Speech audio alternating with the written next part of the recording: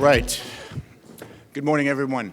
Welcome to the second panel of your morning. I think the coffee is starting to kick in and we're all ready to keep engaging. So today's panel is on fuel and fleet strategies driving the shipping energy transition. Our discussion today could not be more relevant.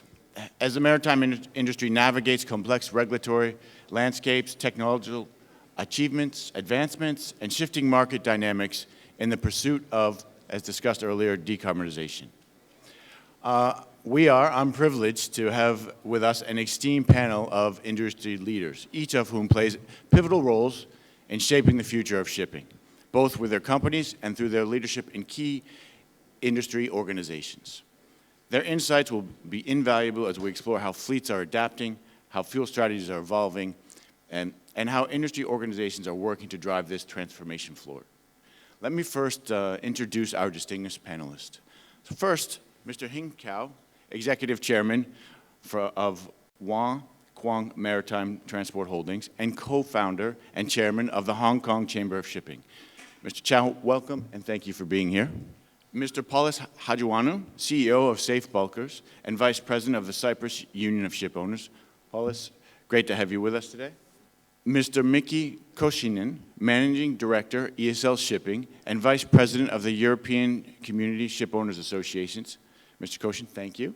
And last, Mr. Mark O'Neill, President and CEO of Columbia Group and former President of the InterManager. Mark, it's a pleasure to have you here today. So the title of our panel today consists of two key elements, fleet strategies and fuel strategies. So I'd like to structure our discussion accordingly. Let's begin by focusing on the fleets that you own, manage, operate.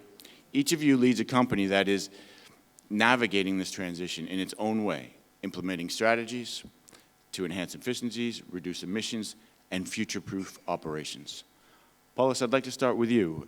At Safe Bulker, you operate a high-quality, fuel-efficient fleet of 46-plus bulk carriers, with new building projects also in the pipeline. What strategies have you implemented to drive the energy transition? What has been the most effective, and are there areas where you face challenges or see more room for improvement? Thank you very much. I think at Safe Bulkers we started relatively early with the energy transition of our fleet because we saw, being a public company, you get the alerts much earlier than the private companies. So we started early, first of all in 2018, by ordering for half of our fleet the so-called scrubbers, which we moved early and installed them before the end of 2019 on some 25 ships. And after that, we start focusing during the start of the COVID on how we will upgrade the existing fleet. So we started from 2021 applying on every ship that was going on dry dock, the low friction paints, the ducts and all the other things that are giving us the opportunity now in a very bad market for dry bulk to stay profitable and manage to get those investments paid back already. So after that, we moved, of course, into the phase 3 new buildings, which is mostly done to prepare the company towards the 2030 goals that we cannot achieve by just doing the upgrading of the existing fleet. So we're in a good track right now, and I'm pleased that we've started early and we have good support now in the loan market. Thank you, Paulus. Very interesting and quite a lot of activity for sure. Mr. Chao, Hong Kong operates a diverse, modern, and safety-focused fleet. How is your team approaching this transition? What strategies have been most successful? And have you observed differences in how various vessel types adapt to new technologies? First of all, it's a pleasure once again to be in Athens and always happy to be participating in Capital Link. In response to your question, I can answer with a 5-pronged approach. In my view, this is a knowledge-driven process. So the first step is we have a strong focus on research. As we are navigating this transition, a lot of technologies are completely new. What works, what doesn't work, as you said, what works on what type of ships, on what type of routes, all of that require research. So since about 4 or 5 years ago, we started working very closely together with partners, shipyards, design institutes, equipment suppliers, as well as classification society, and of course constantly exchanging notes with other fellow ship owners, etc., to understand where the development of the technology are, what is more promising. So research focus is very much the first step. And within Kwong, over the last 24 months, we have now developed a specialized division called Venture Marine Services, completely focused on decarbonization and on new smart technology. So I have a team of people looking at this 24 hours. The second step is building competencies, because not only are we looking at a new landscape of regulations, technologies, fuel solutions, and supply chain, but you also need people on land and at sea working these machinery, working these new ships. So we have been building up our competencies both onshore and on land. I'll give you some example. So Kwong is the first technical manager of LNG bunkering ships in China. We're also the manager of China's first and one of the world's first methanol bunkering ship. So at this moment in time, Kwong is very, very comfortable handling with alternative fuels. At the same time, we are the first company in conjunction with China merchants in China to work with Dalian Maritime University to develop a framework for training for LNG crew. So developing competencies for future seafarers, as well as getting our team, technical team, ready. It's something that is very important to us. The third part is optimization. First of all, design optimization. At this moment in time, asset prices are very high, and as one of the speakers in the previous panel has said, we're also in a high-cost environment, and market's not looking so good, particularly in dry bulk. So that being the case, how can we optimize existing ships and using better design? That's very, very important. I'll give you an example. During COVID, Kwong, together with our partners in class, we engaged some Chinese shipyards, one of them being the New Dalian, which is very well known to the Greek market. From what is called a 63-plus crown design, we have now redesigned this ship to a cargo capacity nearly 65,000 deadweight ton, which not only becomes the first Ultramax of design to fulfill EEDI3, but it's reaped a lot of dividends in terms of sales globally. So design optimization is very important. Related to that is smart technology, because as, again, previous panelists have already said, how to optimize existing assets are extremely important, and we have embraced technology change, not only with environmental tech, but also smart technology. So we have worked very closely with Classification Society to pioneer the development of smart notations, and every single new ship that Kwong built is smart enabled. The fifth dimension is what has commonly been called technical interventions, dual fuel being one of the solutions, but not the only one. And to give you some examples of how different vessel types, different trade routes have impact or may or may not be relevant to particular technologies. If we look at wind, for example, we know that ships sailing on east to west axis works much better on north to south axis. If we look at air lubricator, obviously if you have less of a draft, that works better. So there are lots of nuances. I cannot elaborate because I'm taking up too much time. Thank you. Thank you very much, Mr. Chao. Very, very good, strong answer. Lots of things to look at and consider. Moving now over to Mr. Koskinen, ESL Shipping has a strong Nordic and Baltic presence, and your fleet transformation is very evident. What are the core elements of your energy transition strategy? What initiatives have you worked well, and where do you see opportunities for further optimization? We of course have as a starting point the nature we have in the Nordics. We have the winter season and the ice we as well have to tackle. We started our decarbonization journey 10 years ago, basically by optimizing the existing fleet, upgrading, training the crew, checking what can be done operationally. And actually this is something we all should not forget. We have been able to save more than 25% on fuel and emissions by making new agreements with the customers, starting virtual arrival, just-in-time concept with most of the bulk cargo we are carrying nowadays, So there's a lot you can do even without the investment. Then, of course, we have looked on various technologies, and in 2015 we already placed our first LNG-fueled bulk carrier orders. The ships delivered in 2018, they are still will be 20% below the EEDI 3 requirements of this year in 25. So I think we did a magnificent job already 10 years ago in this respect. We have also decided to electrify most of the fleet we are running. We are running geared vessels as well, and we see big potential in sort of holistic energy saving when we are introducing battery packs on board, and we are taking the back power from the cranes, for example, back to the operation of the vessel. We are also using the power packs to peak shaving during the transit, and the results so far have been quite promising. And I believe that the electrification of any vessel we have in the fleet will continue. Then the latest step, of course, has been that we have ordered methanol dual-fueled vessels to be delivered in a couple of years of time. We have, as a company, committed to science-based targets, meaning that by 2040 we will need to be net zero in emission. And we have a large customer basis partly willing to commit to the same path. And I think really, we will speak later about this, but the vital component really is to get the customer on board. We need to share the same vision for the low emission transportation. Unless the clients are committed, we will not succeed. We need their support. We need stronger partnerships as an industry. We need longer contracts in order to facilitate the offtake agreements of the new green fuels. We will not survive without the support from the clients.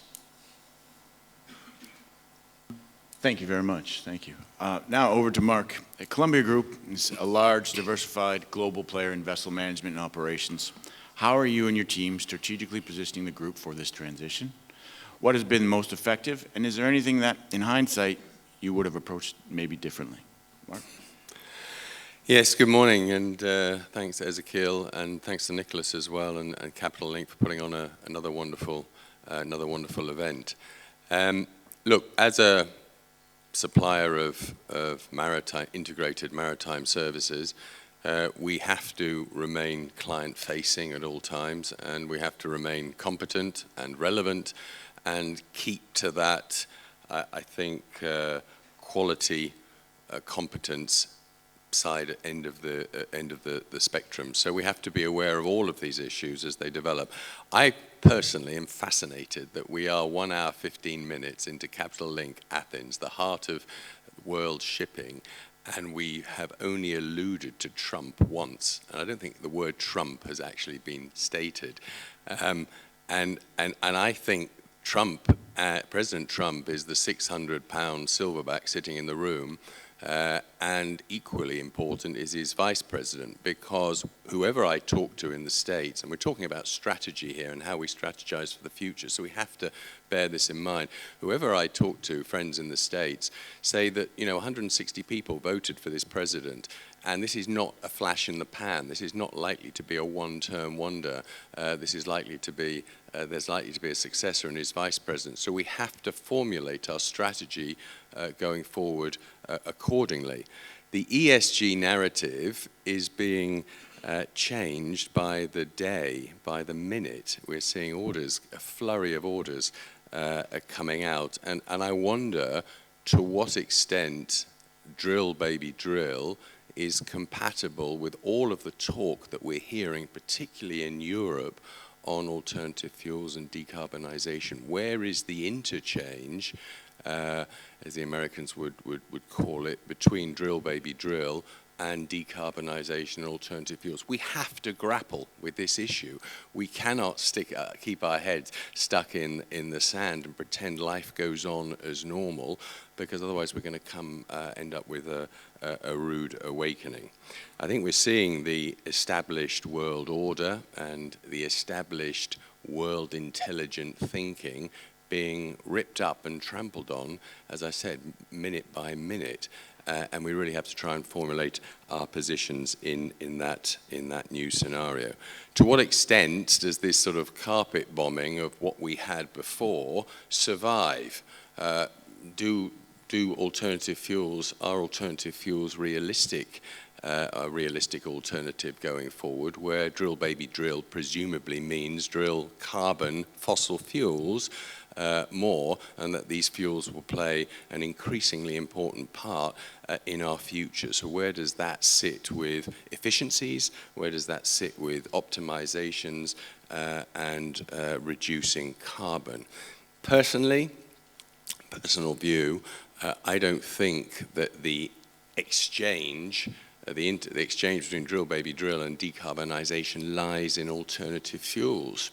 I think it lies in tech, because if tech can get us to a reduced carbon but still drill baby drilling, oil, etc., and gases, carbon fuels, then tech is probably the solution for the 600-pound gorilla in the room, and that's probably what he would like. So I think we're probably distilling all of that down.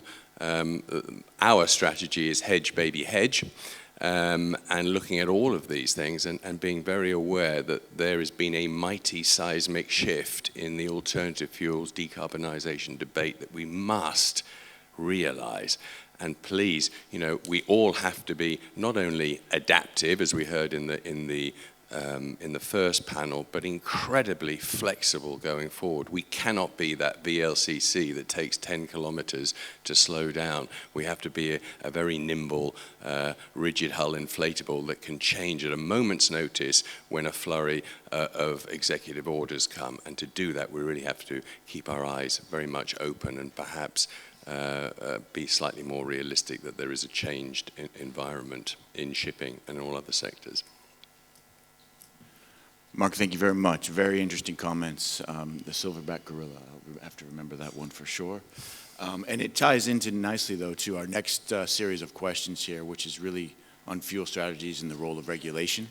Turning to fuel strategies, this is the topic that is been discussed for a long time. It's still at the core of shipping, of decarbonization, of decisions that we're trying to make.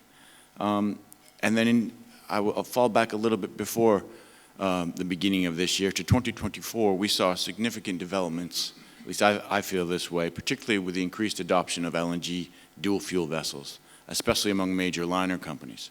However, questions remain about the long-term viability, regulatory developments, and infrastructure challenges. Looking ahead at 2025, how do you see fuel adoption evolving? How are the current regulations and supply chains dynamics shaping decision-making? And I'll head to Mr. Koskinen first. Let's start with you and how ESL shipping is positioning itself in terms of fuel choices. I think we are talking about an issue that is on a much more sort of broader level than only on a company level.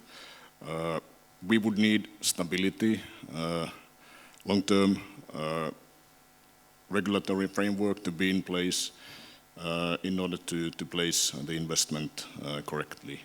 And I think we are partly missing it. We have the regulatory framework in Europe now. It was a bit disappointing to hear Mark's views on the current realities of the world. However, I think we should bear in mind that we, in this room, we only have one planet. Maybe Elon Musk has another one in sight, but we only have the one, and I think we should take better care of it than only drill, baby, drill type of approach. I think what we need is a systemic approach also for the new fuels. They are not available for the time being, even if also we are investing into vessels capable of using them. The investments required are billions of euros or dollars for the production of the fuels. It was interesting to hear in the previous panel that there are doubts that the electricity might not be available. I think it will be available. I think we will have vast amounts of cheap wind power and solar power energy available in the future years. And I believe, ladies and gentlemen, that actually these renewables will be cheaper to produce and to use than the fossil fuel. And I think we are making a huge mistake globally if we are to go back to the old, whereas we have the possibility of building a huge supply of green renewable energy by the wind power and solar. And that can be used on a large scale for the production of the clean fuels, be that ammonia or e-methanol. We have a fantastic possibility. We just need to go and grab the opportunity. But for that purpose, I think we need to have the regulatory framework also in place. And this is what ECSA as well is driving. We all know that the EU ETS, the system is collecting a huge amount of money that is piling into the pockets of European Union member states and also the Union itself. We estimated that when in full force, the system will create about 9 billion euros annually. And ladies and gentlemen, I think it's worth to say that we deserve the money back to the industry. We need the money to speed up the green transition and to narrow the price gap between the fossil fuel and the green fuel. We don't have to stick to the Stone Age policies of the US. We can actually create our own world, maybe a better and alternative world. Fine, let us deregulate a little bit so that the life on everyday level become a bit more easy. But I think we have a fantastic future with renewable electricity, with the new fuels, if we play it right. But we need to put the stakes in the right places, and we need the funds collected back to the industry. Thank you. Very, very good comment and very interesting as well. I'll head over to you again, Mark. You've touched on it a bit there earlier, but you can continue with Colombia's approach towards alternative fuels. I think agility was the key, but I'll let you take it from there. Thank you. Yeah, I think our approach to alternative fuels is our client's approach to alternative fuels, and we have to, as I said, be client-facing at all times. That said, I think it is likely that HFO will be the dominant burnt fuel for the foreseeable future. And as Dr. Bornheim stated at the beginning, we simply will not have the capacity of alternative fuels or the capability to provide alternative fuels to the worldwide fleet in remote parts of the world where that fleet trades, so that HFO will have to be the dominant solution for the foreseeable future. And that ties in, of course, doesn't it, with drill, baby, drill. I think that doesn't rule out a net zero or a reduced carbon future, but I think the solution to decarbonization lies in tech. The car industry get it. Other sectors of industry get it. They're already developing carbon stripping, carbon reduction, carbon capture technology. The automobile industry is already talking about optionality. President Trump has said he wants to give clients or voters what they want. If you want to buy a petrol car, you buy a petrol car, but it may have carbon capture technology or carbon stripping technology, where obviously we have a duty, as Mikki said, to reduce the carbon. So I think tech is the likely solution in this new environment. Will there be a proliferation of alternative fuels given the new drill baby drill approach? I don't think so. Given the lack of availability for the foreseeable future, I don't think so. Given the cost of the infrastructure, I don't think so. Certain companies, liner companies, trading between dedicated ports will have that availability, alternative fuels, but the vast majority of us won't. So I think we will have to have a flexible approach, and we'll have to invest some of these billions that would otherwise go into the infrastructure for alternative fuels into tech. And as I said, we need to raise our eyes above the parapet sometimes and look at other industries that are seeing this and are developing. But very interesting, some of the comments on biofuels from the previous panel. I think certainly HFO, biofuel future with alternative fuels on the periphery and tech assisting seems to be the way going forward. Thank you, Mark. Over to Mr. Chao. With Kwong's diverse fleet, how are you evaluating the fuel choices amid the evolving regulations and the discussed supply chain constraints? I'll go with your question, and then I'll try to look at the question slightly differently. To go with your question, first of all, we, based on research, do an assessment of the current energy efficiency, or to put it a different way, the carbon emission of our existing fleet and the new ships that we're going to build. So that's the first thing. Secondly, is understanding the regulations and the regulatory framework and the direction of travel. At this moment in time, as we all know, we're poised for a very important year where the IMO may make a global announcement about the future, which may come out of MEPC 83, or it may come out later on in the year. If we are to trust the personal comments made by the Secretary General on different occasions, he has said that some sort of a global framework may come into place within this year. May not be in April, but perhaps sometime in the year. So I think this is definitely the major driver for alternative fuels or the pathway forward, because economics will be the primary driver as to which fuel may become more attractive than others in the decarbonization journey forward. The third layer is understanding the supply chain. I've heard different speakers today expressing pessimism about the development of global supply chain. I take a different view. Sitting in China, I see a lot of projects in the pipeline. Many of them are actually waiting for the market conditions. So indeed, it is a chicken and egg situation. But once we have a clearer set of regulations, once we know the way to actually certify what actually qualifies as green fuel or clean fuel, and whether a certain amount of blending, because we know whether we're looking at methanol or ammonia, to take two examples, whether it's green, brown, gray, blue, the molecules are exactly the same. So if there's a bit more intelligence, in my view, built into the regulations, this could make clean fuel a bit more viable in the near future, not in the distant future. So I would say regulations is the driving force at this moment in time. That is to go with your question. To go sort of look at it slightly differently, I completely agree with Mark's earlier comment that technology is not flat.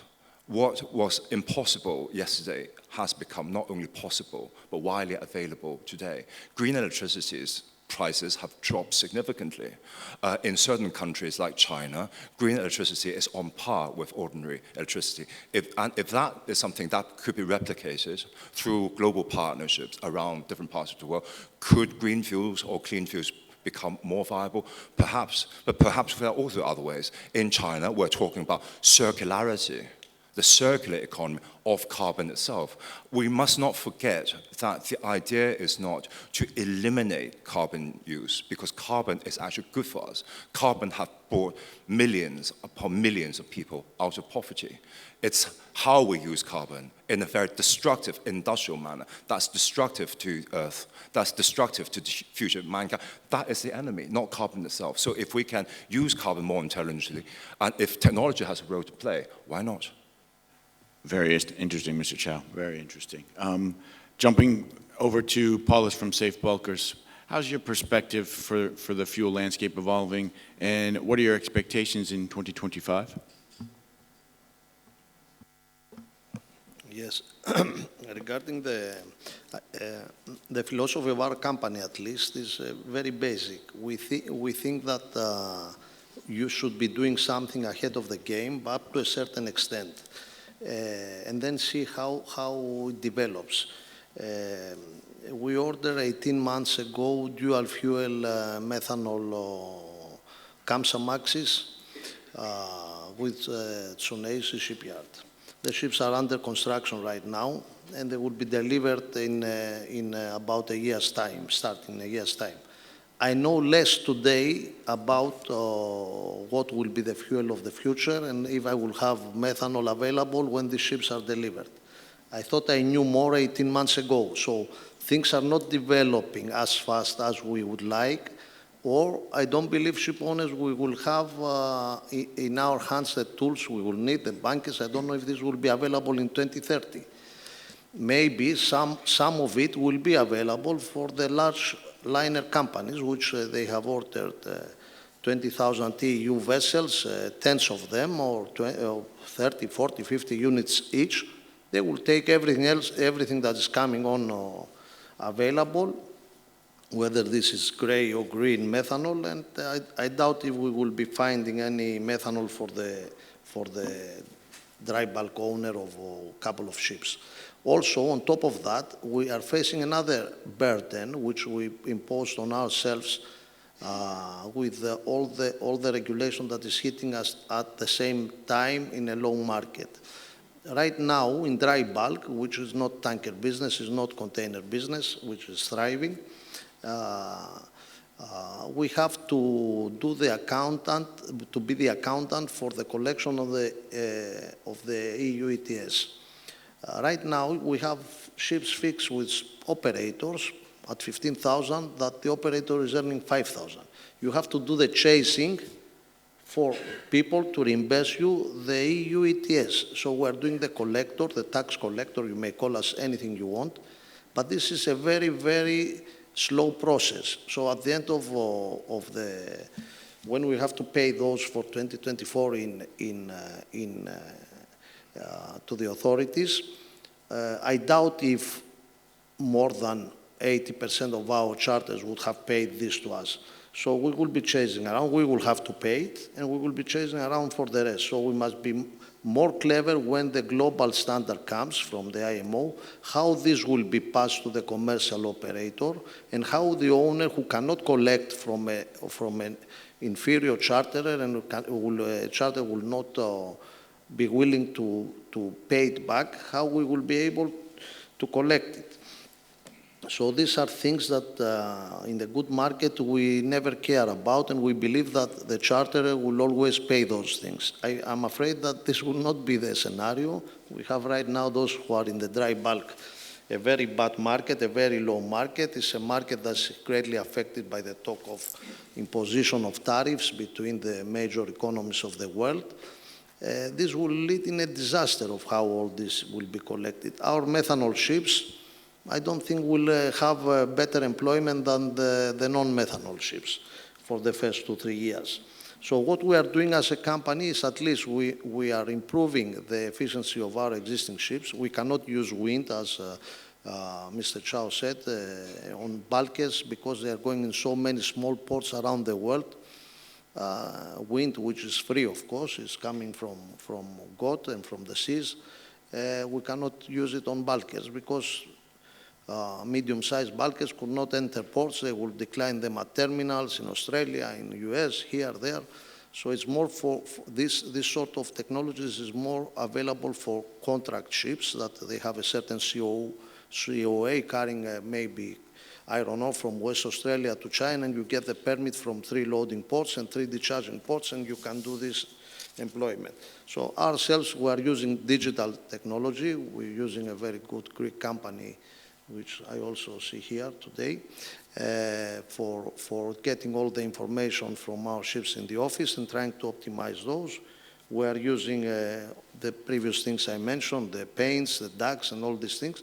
We are making the investment, but in the dual fuel, I have my doubts if this decade we will get any benefit out of it. Thank you, Paulus. And thank you for the first couple of rounds of questions. I'd like to quickly shift gears and have our panelists put on a little bit of a different hat. Each of you have or are playing a leadership role in important industry shipping organizations. These associations represent diverse stakeholders and play a critical role in shaping policies, setting standards, and facilitating collaboration. Let's discuss how these organizations are driving the energy transition. What strategies are they implementing? What has worked well, and where do the challenges remain? Mr. Chao, I'll go to you first. As the co-founder and chairman of the Hong Kong Chamber of Shipping, what are the organization's core priorities in leading this transition? Okay, first of all, let me just say a few words about Hong Kong Chamber of Shipping. Hong Kong Chamber of Shipping is intended to be a hub to pull together supply chain partners. So we serve as a center around which the maritime ecosystem can come together. So members of this organization does not only include traditional maritime players, shipping companies, ship associations, such as Hong Kong Shipowners Association, but indeed also supply chain partners, energy companies. So for example, PetroChina and Sinopec, they are founding members of our organization. Significant port groups are also our partners. And one of the reasons that raison d'etre of setting up the Hong Kong Chamber of Shipping is because at this moment of difficult globalization, we think that as we're facing up to challenges of the magnitude of decarbonization, shipping itself cannot resolve our problems, as is well known to industry and expressed by different panelists, both here and in the previous panel. But indeed, we need to work with cross-sectoral partners, and that's what the Hong Kong Chamber of Shipping is about. One of our priorities at this moment in time is bringing together supply chain partners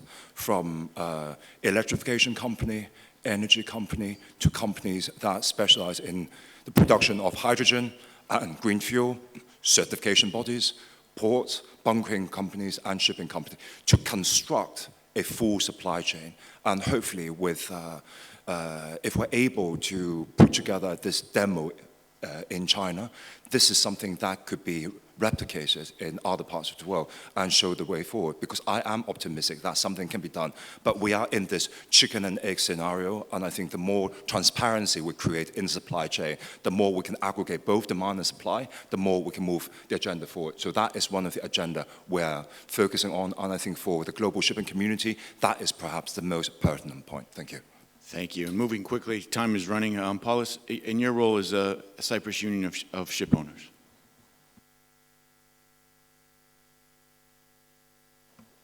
Look, as Vice Chairman of Cyprus Union of Shipowners, I'm receiving all this anxiety from our members of how they can be sure that the burden of payment of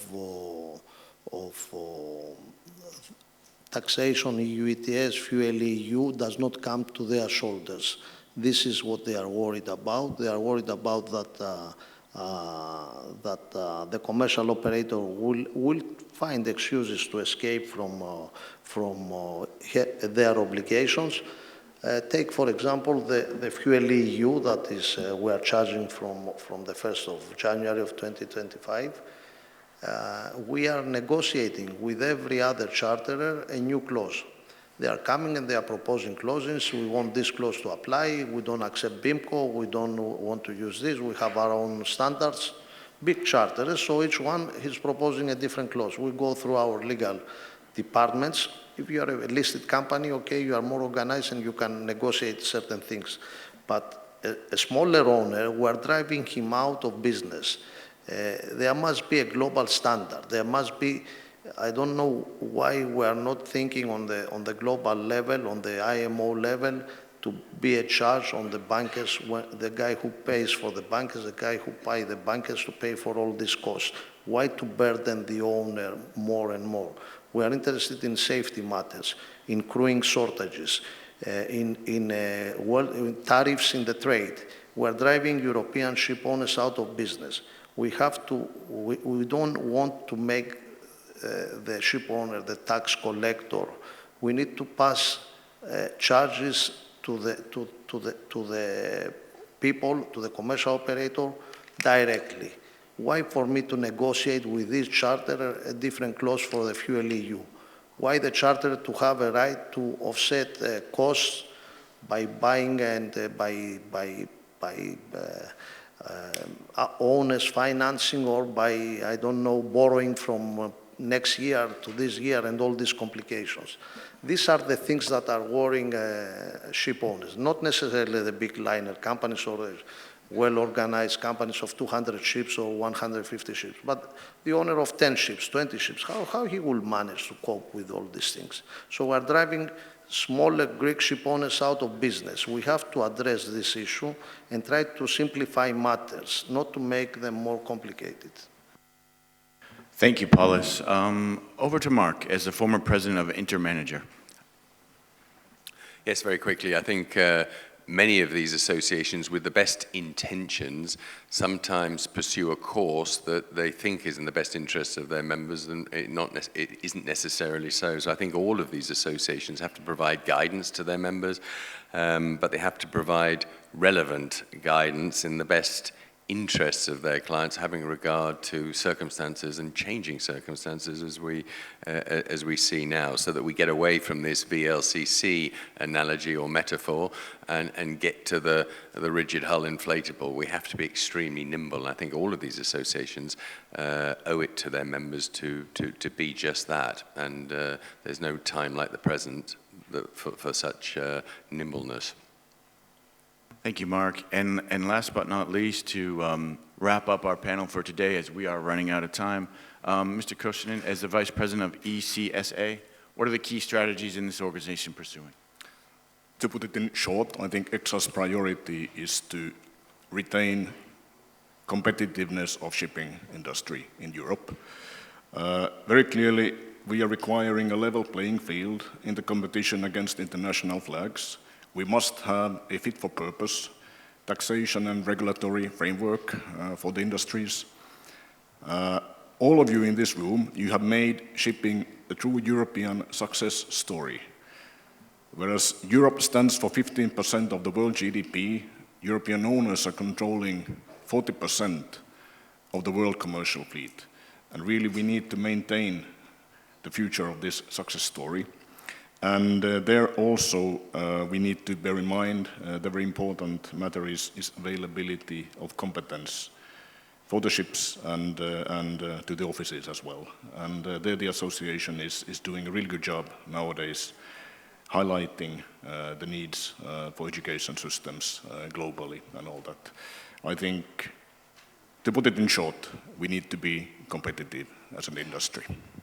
Thank you very much, and we are out of time, so I'll wrap it up with just by saying thank you to my panelists. Thank you for your insights and your candid perspectives. Clearly, the energy transition in shipping is still complex and evolving challenge, but it's also a tremendous opportunity for those who navigate it strategically.